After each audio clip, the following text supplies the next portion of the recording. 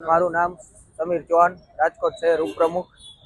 જે રીતના અમિત શાહે બધાની વચ્ચે એમ કહ્યું કે બાબા સાહેબનું નામ લઈને અત્યારના પેશન બની ગયો છે, તો એક એ સારી વાત કહેવાય કે આ યુવા પેઢીની માટે એક રોલ મોડલ એ બાબા સાહેબ જેવા વ્યક્તિને માનતા હોય તો આ દેશ ક્યાંય આગળ જવાની એક શક્યતા હોય। કેમ કે રોલ મોડલ એક એવા વ્યક્તિને માનવા જોઈએ કે જે કાંઈક સંઘર્ષ કરીને આગળ આવ્યા હોય, તેમાં શું ખોટું છે?